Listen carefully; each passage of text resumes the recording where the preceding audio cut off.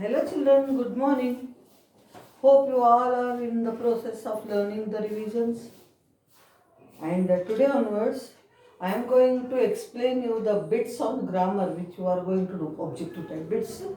I am going to give you in the typing manner, typed topic format. Along with it, explanation also will be there. So if I explain, it will be easy for you to do. So today we are going to do two bits. Before that, I would like to tell you, yesterday I gave you one topic, countable, uncountable nouns. Sort out the countable and uncountable nouns, which I did not give any explanation, and by mistake I wrote social studies on the top, the subject. It is English, make the correction. Countable nouns means which you can count in number, uncountable means which you cannot count in number. Those things, but you can measure in quantity. Okay, it is clear to you. Now let us go to today's work. First, underline the subject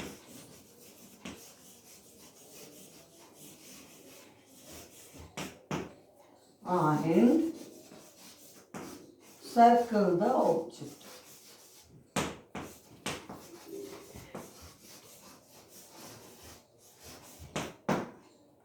Underline the subject and circle the object in the sentence. You must be knowing what is subject and what is object. Okay, subject is the first word used in the sentence, noun or pronoun form. It can be common noun, proper noun or pronoun, anything which comes in the beginning of the sentence. Or we can say subject is the noun form about which we speak.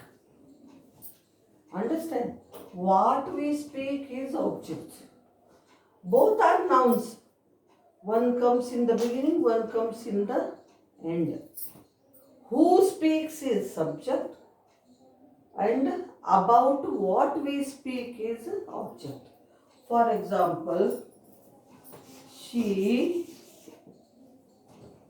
has a good voice.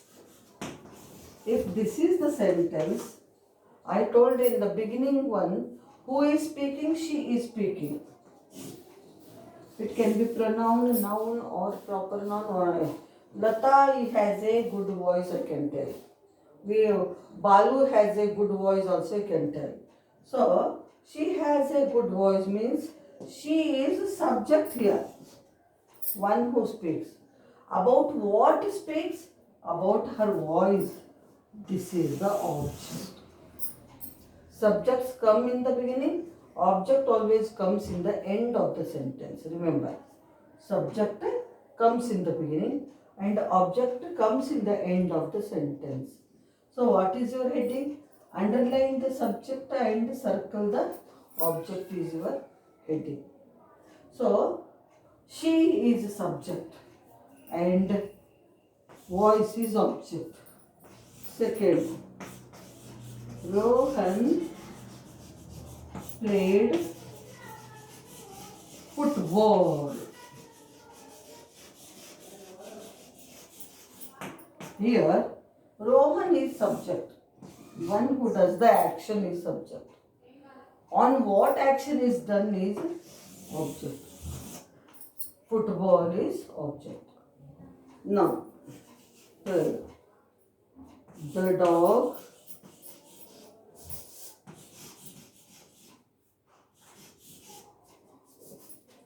ate the piece of bone.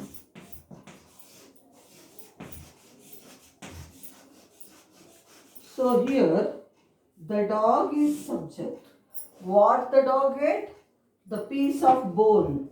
So bone is the object. Understood? So all the one what you are observing, all the subject words are coming in the beginning and object is coming at the end. Then fourth one. They had a good time. If I give like that, day is subject, time is object. Day is subject, time is object. And last one, my mother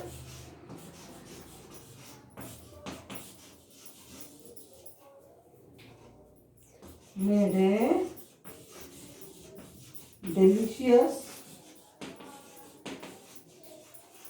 cake. Who made?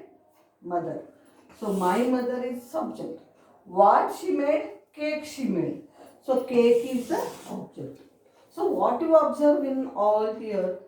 Subjects come in the beginning and objects come in the end.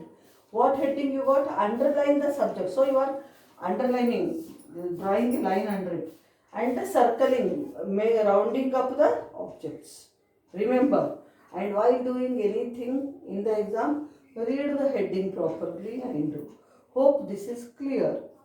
Then next you have same page. This you get on page number in your textbook. I am going to give you page numbers also. This pattern is taken from page number 11. You get it on page number where to write? Page number 11. You have two bits. C and down D bit vocabulary also. Here you have choose the correct antonyms of the highlighted words. Highlighted, broadly written words, antonyms. Antonyms means opposites you have to choose. Antonyms means what? Opposites. Antonyms means opposites you have to choose. For example, first one, Maya was carrying a heavy bag. Heavy is the word highlighted, written in red. What is the opposite of heavy? Small, light, dark, three are given. So, answer is light. You have to tick it. Then, the swimming pool was very deep in the middle. Deep opposite is shallow. Here they give shallow, wide, high. So, shallow will be your answer. Bird's feather is soft. Opposite is hard, big, round. What is correct? Hard is right. Same way, the dancers wore beautiful dresses. What is the opposite of beautiful? Ugly. Like that we can go on doing. Okay, this way I taught you two topics today. Understand? So, I am going to type and send you the questions based on this. You have to solve. Okay, children, that's it for today. Thank you.